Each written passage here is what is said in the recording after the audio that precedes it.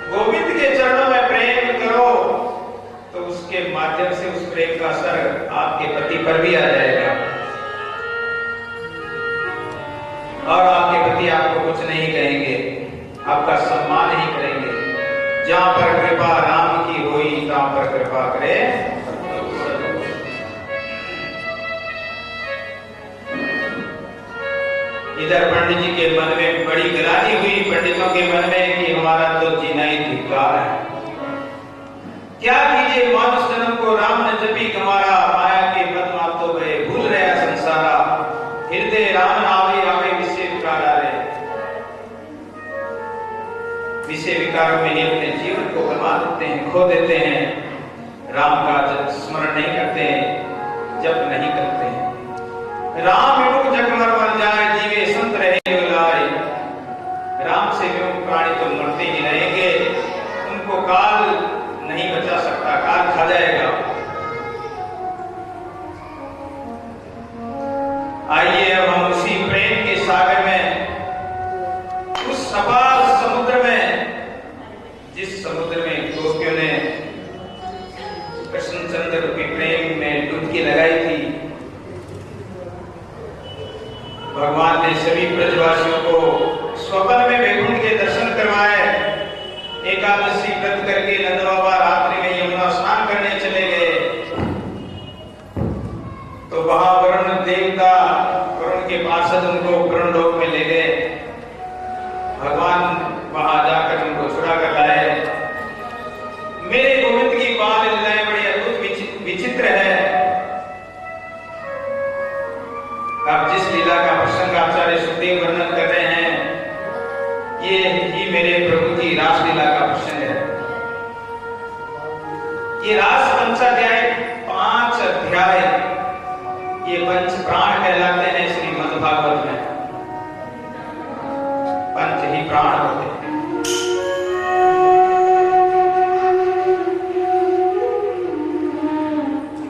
हरिदास स्वामी कहते हैं, प्रथम सुमिरि भागवती भक्ति भगवत वाणी, द्वितीय आराधे भक्ति व्यास नव भारती बखानी, तृतीय करे गुरु समुझी दक्ष सर्वज्ञ रसीलो, चौथी होई व्यक्ति बसे बनराज बसीलो, पांच भूले देह सुधि तक छठे भावना राम की, तब छठे भावना रास की, साथ पावे रीति रस श्री स्वामी हरदास की। यदि श्री रास लीला में प्रवेश पाना है, दर्शन करना है, तो ये बातों का ध्यान रखें। प्रथम तो भागवत सुने, भक्तों का चरित्र सुने, जिससे तन मन और वाणी के दोषों की निवृत्ति होकर, और दूसरी बात नवदा भक्ति का जो वर्णन, नवदा भक्ति करो। तीसरी बात, श्रेष्ठ गुरु धारण करो। झूठे अंधे गुरु गणे भटके कर कर बार, दादू को सिजेने, कारत को सिजेने दादू मार से बार। झूठे अंधे गुरु तो बहुत मिल जाएंगे।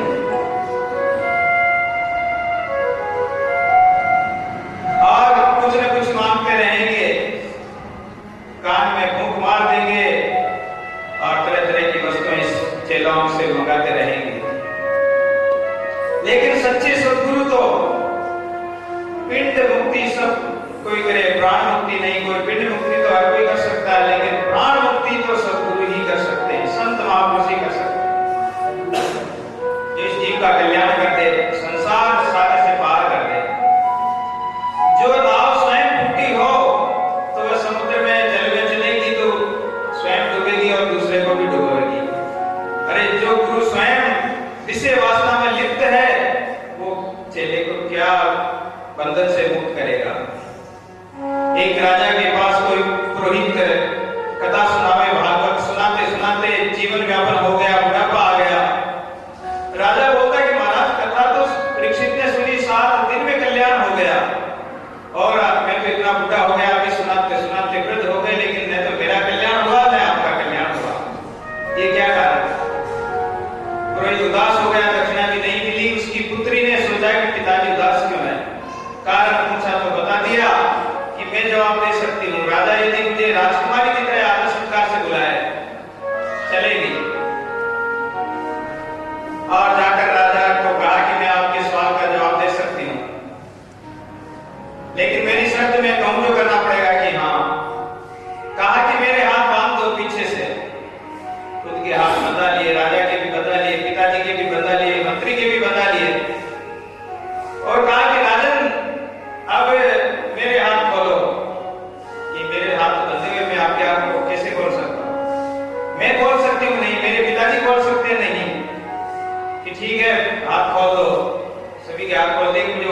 पहुंचाओ।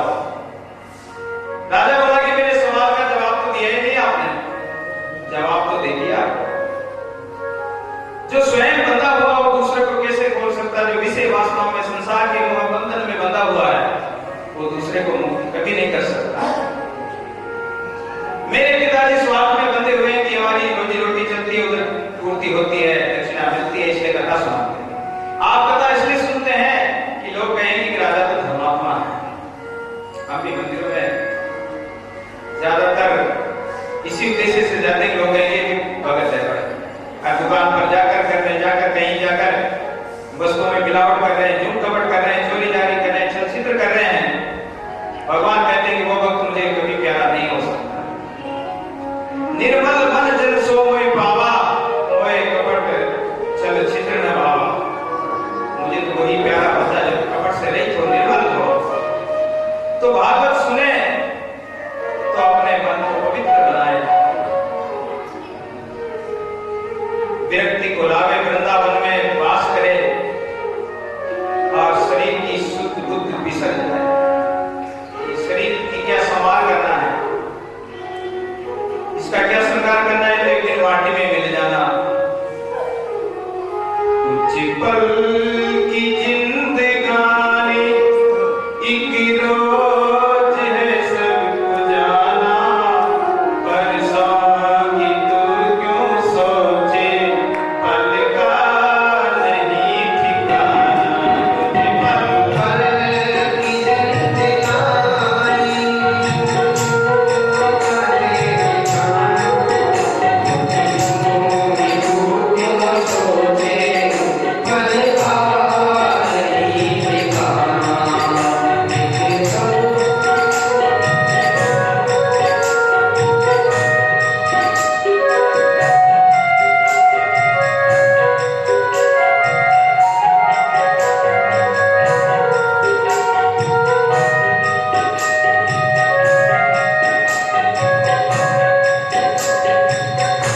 कुछ पल की जिंदगानी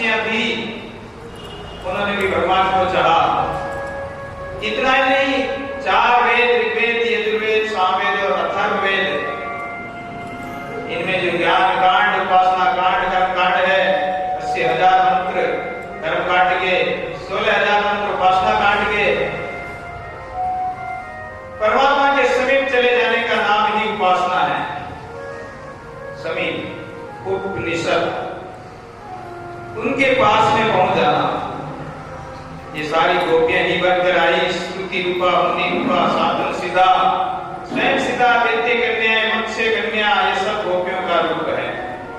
कोई किसी की बेटी बनी तो किसी की पत्नी बनी, लेकिन आई गोपियां बनकर। इनका उद्देश्य भगवान के साथ रास का, विहार का ही लक्ष्य था। आज शरद पूर्णिमा की अपूर्व उज्ज्वलित रात्रि है और भगवान श्री कृष्ण ने वेणु का निनाद किया। भीलवाड़ा से पधारे हुए हमारे संत कैलाश दास जी आपको मुरली का एक भजन सुनाएंगे। मुरली जोर की बजाए नंदलाला, और मुरली की आवाज सुनी तो गोपियां भाग भाग कर, कोई जो काम कर रही थी उस काम को छोड़कर भाग खड़ी हुई। उसी को सुंदर भाव में, सुंदर शब्दों में हमारे संत राजस्थानी भाषा में भजन सुनते हैं।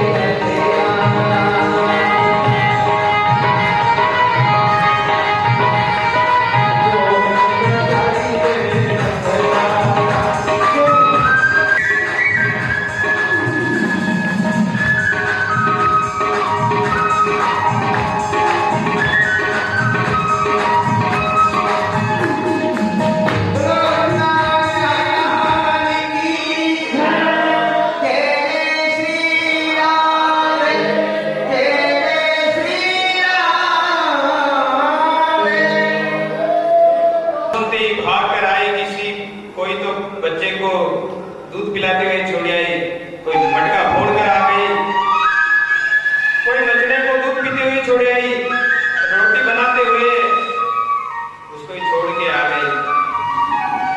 क्योंकि जब प्रेम लगता है, उस प्रेम के मार्ग में, उस प्रेम की राह में अपने प्रेमी के अलावा और कोई नहीं दिखाई देता है। इन गोपियों का जो कृष्ण के प्रति जो प्रेम है वो अनुराग है, राग नहीं, अनुराग का है। मीराबाई का कीर्तन हो रहा था, मीराबाई अपने कन्हैया के साथ कीर्तन कर रही थी, तो किसी ने कहा कि ये राग में नहीं गा रहे हैं। मीराबाई ने कहा कि राग में गाओ, चाहे किसी में गाओ, लेकिन मेरे कन्हैया से अनुराग जरूर होना चाहिए। राग की कोई जरूरत नहीं, वहां तो बेराग होता है, बेरागी राग होती है। प्रेम का पंथ ही ऐसा है। गोपियों ने सोचा कि मुरली में तो हमारा ही नाम पुकारा है, हर गोपी को अपना ही नाम सुनाई दिया उस मुरली की धुन में। गोपियां दौड़ कर आई, भगवान कृष्ण ने उनका स्वागत किया कि स्वागतम वो महाभागा। सब गोपियां आकर हाथ जोड़कर खड़ी हो गई कन्हैया के सामने। कन्हैया बोले कि गोपियों, इस घोर अंधेरी रात, अर्धरात्रि में, घोर रूपा इस अंधेरी रात्रि में आप कैसे आई हो? निर्जन वन में मेरे पास चली आई हो, ये तो अच्छी बात नहीं है। ये कहते ही सब गोपियों का सिर नीचा हो गया कि पहले तो बुला लिया कन्हैया ने बांसुरी में हमारा नाम पुकार कर, और अब हमें कह रहे हैं। भगवान कहते हैं कि पतिव्रता निज पीव को सेवे दिन अब रात, दादू पति को छाड़ कर कामू संग न जा। अपने पति को छोड़कर किसी पर पुरुष के साथ नहीं जाना चाहिए, ये व्यभिचार है। और तुमने इस रात्रि में अपने पतियों का त्याग करके मेरे पास क्यों आई हो? तो जाकर उसने सोचा कि इसका तो संग त्यागना चाहिए, नहीं तो ये कहीं हमें भी मार सकती है। उसने कहा कि ये नदी में पानी भरा हुआ है और इसमें अपन निकलेंगे तो अपने कपड़े गीले हो जाएंगे, इसलिए सब कपड़े खोल दो। सारे कपड़े खोल लिए और कहा कि मैं इस आभूषण इत्यादि सब लेकर उस पोटली बांध कर और मैं नदी पार रख के आ जाता हूं, फिर तुम्हें ले जाऊंगा। अब वह निर्वस्त्र खड़ी है, पोटली आभूषण कपड़े सब ले गया और नदी पार करके और वापस मुड़ाई नहीं चलता गया। वह स्त्री पुकार करती कि मुझे तो लेकर जाओ। उसने कहा कि तुझे ले जाकर मुझे मरना है क्या? तो पुरुष पुरातन छोड़कर, अपने पति परमात्मा को छोड़कर, अपने गोविंद कन्हैया को छोड़कर और यदि कोई संसार से प्रेम करेगा तो उसको अंत में उस स्त्री की तरह पछताना पड़ेगा। खुद का पति भी, ये लोग भी बिगड़ा, पर लोग भी बिगड़ जाएगा उसका।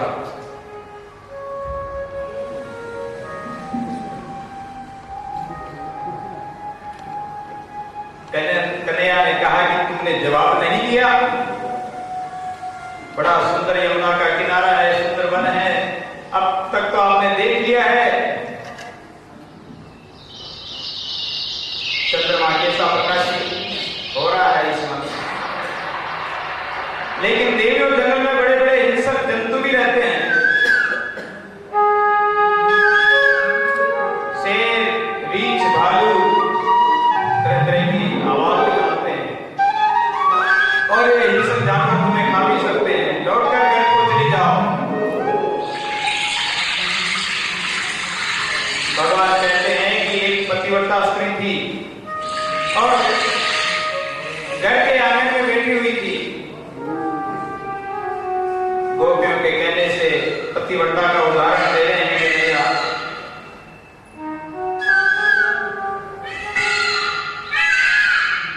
अब उस स्त्री का पति बाहर से आया और उस स्त्री की गोद में सो गया। उस स्त्री का छोटा सा बच्चा, शिशु बालक, और घुटमन चलते हुए एक अग्नि के अंगारों के पास पहुंच गया। पति को नींद आ गई गोद में, उसने सोचा कि मैं अगर पति को जगाती हूं तो अपराध होता, पतिव्रता स्त्री, और बच्चे को नहीं बचाती हूं तो बच्चा अग्नि में जलकर भस्म हो जाएगा, तो अब क्या करूं? लेकिन उसने अपने पति को नहीं जगाया, अपना धर्म समझकर। परमात्मा की ऐसी कृपा हुई, उस सती का ऐसा सती को प्रभाव हुआ कि वह अग्नि भी उनके लिए जल के समान हो गई और बच्चे का कुछ भी नहीं बिगड़ा। बाद में पति की नींद खुली तो वह दौड़ कर गई तो बच्चे को अग्निकुंड में पड़ा देखा, लेकिन बच्चा तो किलोल कर रहा है। ऐसा होता है पतिव्रता नारी का महत्व है। और एक आप सब गोपियां जो मेरी मुरली की आवाज सुनकर यहाँ दौड़कर चली आ गई हो, अपने पतियों को छोड़कर जाओ, अपने पतियों की सेवा करो। भगवान बड़ी कठोर परीक्षा लेते हैं।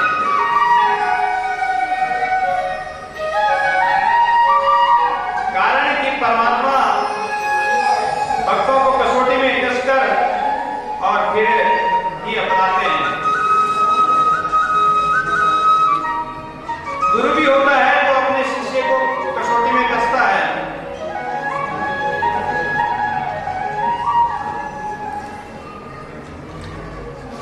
और भी परमात्मा कहते हैं कि मैं तन मन सुख बिसराई, मैं दौड़ी चली आई, मैं दौड़ी चली आई, मैं भागी चली आई, मैं दौड़ी चली आई, तेरे आंसू की ऐसी बजाई, ओ मेरी तन मन सुख बिसराई, मैं दौड़ी चली आई, मैं दौड़ी चली आई।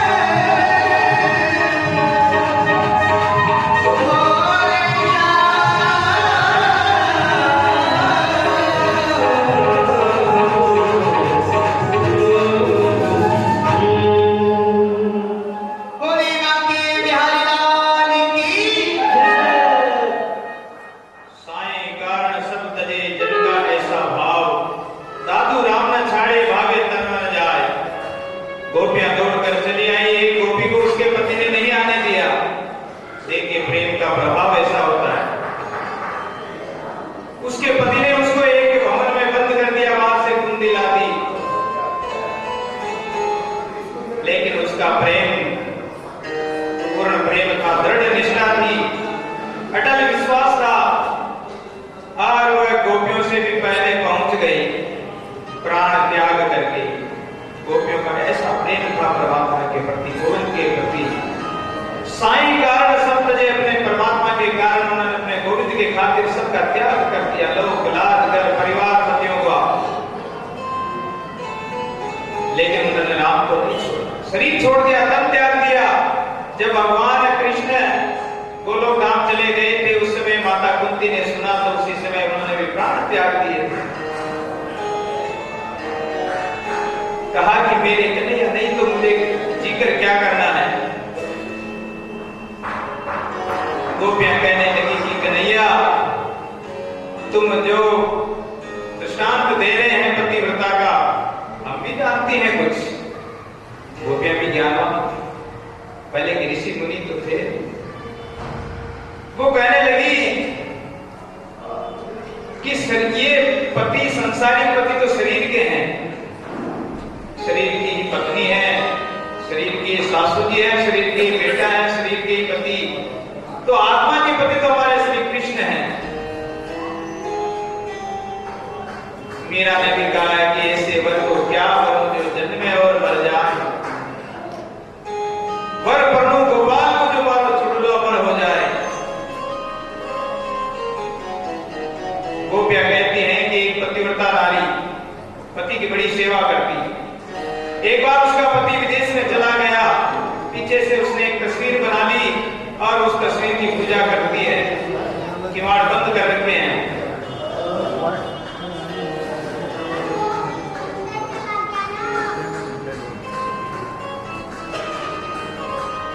तो अपने पति की सेवा कर रही है तस्वीर की।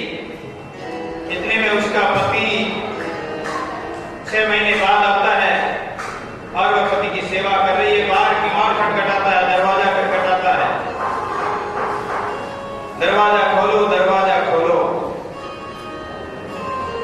अब ये बताओ कि वो क्या करे, अपने जो पति की तस्वीर की सेवा कर रही है तो उसकी सेवा करे, या जो सच्चा पति आ गया उसके लिए दरवाजा खोले।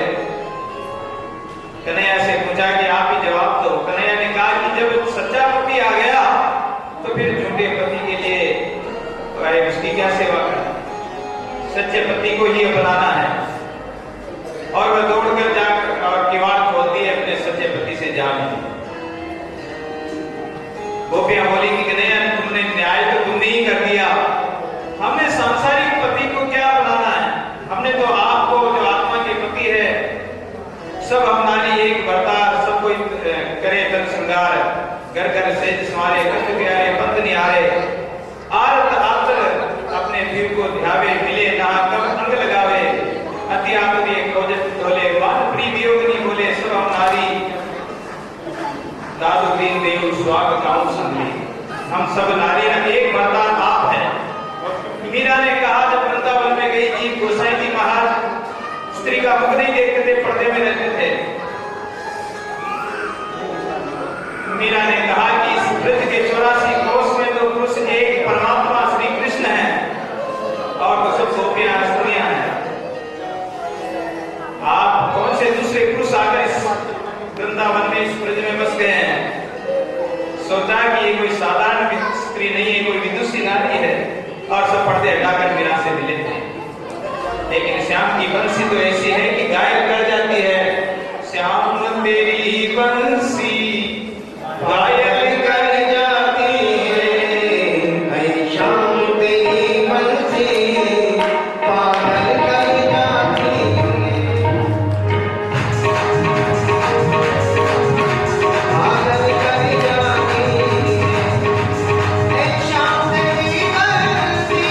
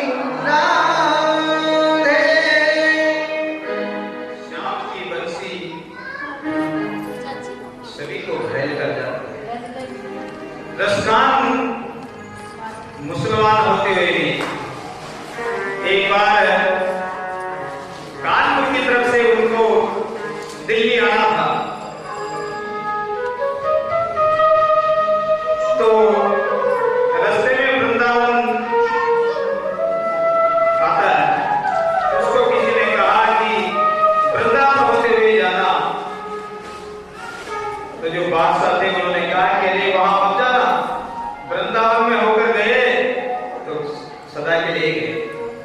क्यों महाराज? कि वहां एक काला कंटा है, बांसुरी बजाने वाला रहता है और वो अपनी बांसुरी बजाकर सबको मोह लेता है।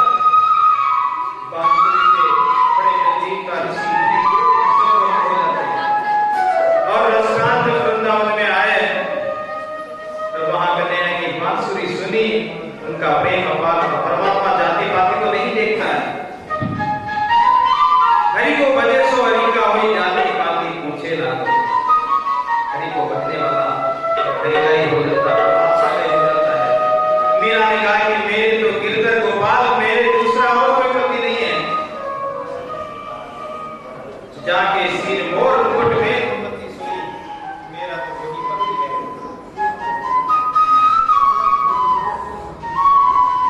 गोपियों ने कहा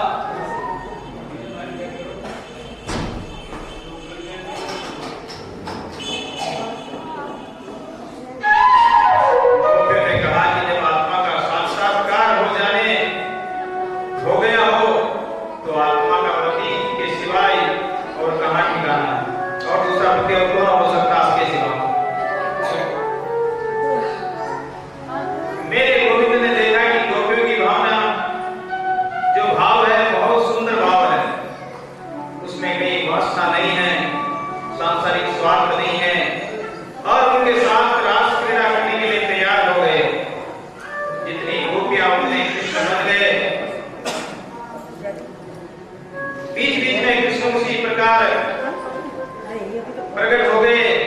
बीच में श्री राधा कृष्ण की मधुर झांकी जो अभी थोड़ी देर में आपके सामने आने वाली है।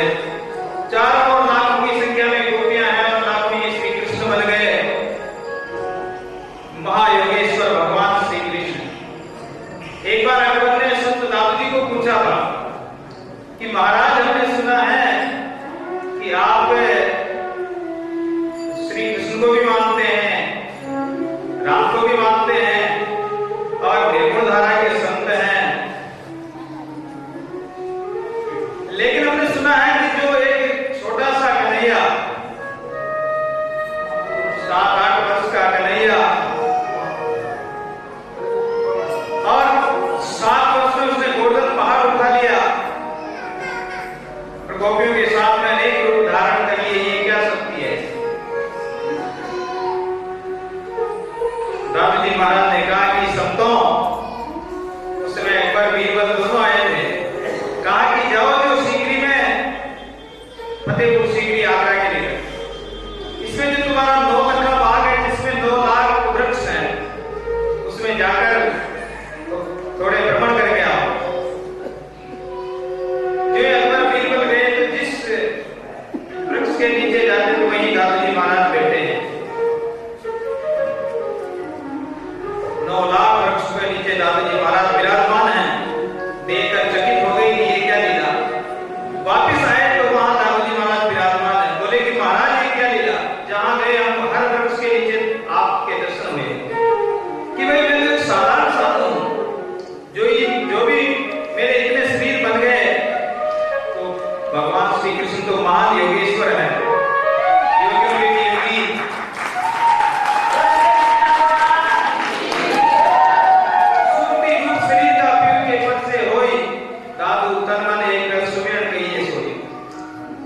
सुरती द्वारा अनेक शरीर धारण कर लेते। पहले भी हम कबीर का दृष्टांत दे के आए हैं। काशी, कहां जगन्नाथपुरी अनेक रूप धारण कर लिए थे, पंडे को बचा लिया। पिपाली ने चंद्रे को जलते हुए बुझा दिया। दाऊद जी महाराज ने जात काट दी। तो संत महापुरुष भी ऐसा कर सकते हैं, एक रूप धारण कर सकते हैं। तो महायोगेश्वर श्री कृष्ण की तो कौन सी आश्चर्यमयी बात है। उन्होंने अनेक रूप धारण कर लिए। हर गोपी के साथ एक कृष्ण, दोई गोपी, बीच माधव। जब भगवान गोपियों के साथ रास कर रहे थे, उसी समय गोपियों को अभिमान हो गया।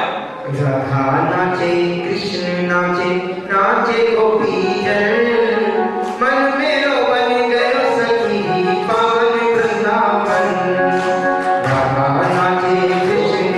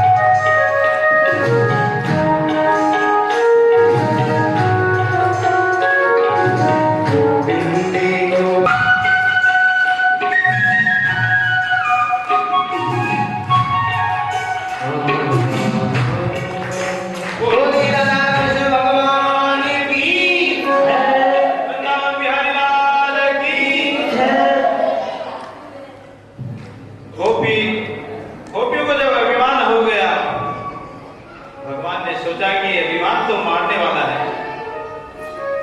संत दादू जी ने भी कहा है, गर्वन कीजिए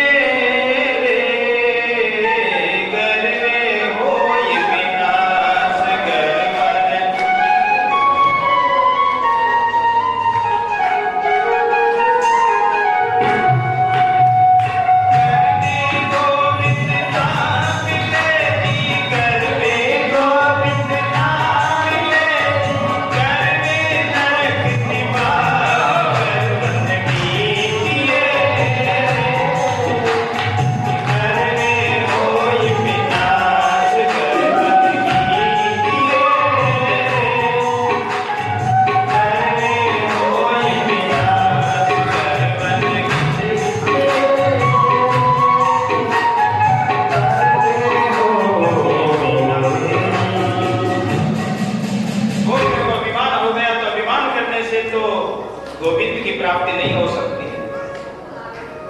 गर्वे रसातल जाए, गर्वे घोर अंधार, गर्वे बहुत डूबे, गर्वे पार न पार, गर्वे पार न पाए, गर्वे जब पुर जाए, गर्वे को छूटे नहीं, गर्वे बनते आए, गर्वे भाव न उठे, गर्वे भक्ति न होई, गर्वे फिर क्यों पाए रे, गर्व करो जनी कोई। अहंकार कर लिया तो भगवान दूर हो जाएंगे, दूर हट जाएंगे।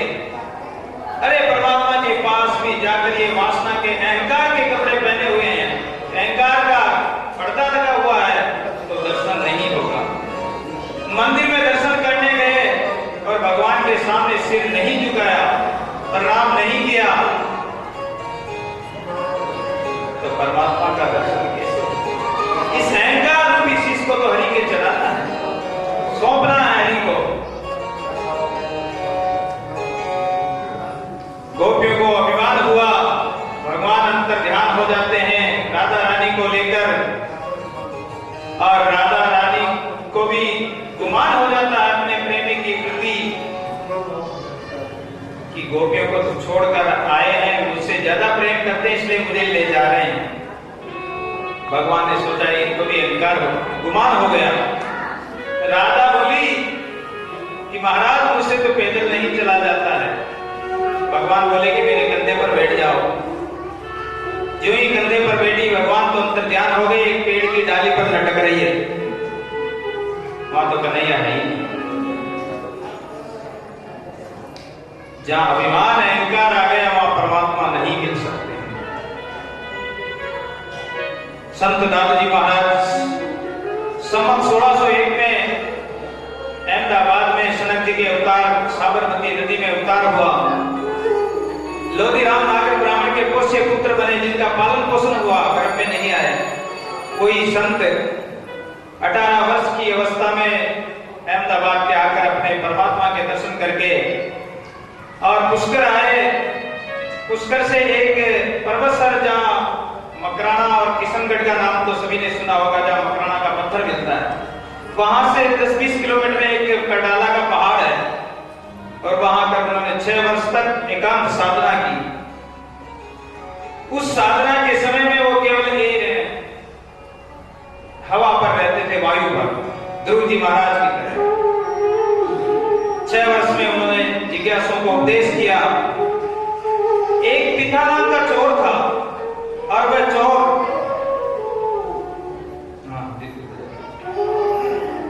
तो पिता नाम का चोर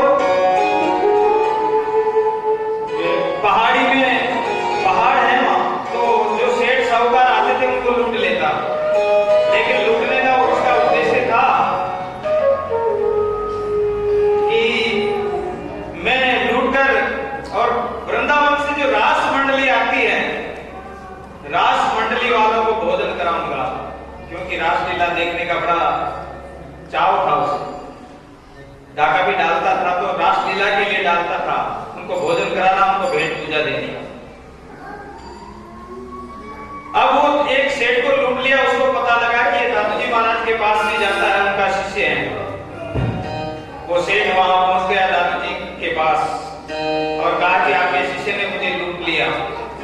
दादू जी ने कहा कि तुम्हारा धन दिला देंगे। रात्रि को आया और उसका धन दिला दिया, और कहा कि अरे तू चोरी डाका डालता है, तो महाराज में तो रासलीला देखने के लिए। दादू जी ने कहा कि ये रासलीला, ये झूठी रासलीला, जो बनावटी रासलीला देखता है इसी से खुश होता है, तो क्या तूने कभी सच्ची रासलीला देखी है? उसने कहा कि महाराज, जो रासलीला भगवान ने की थी वो अब कहाँ है?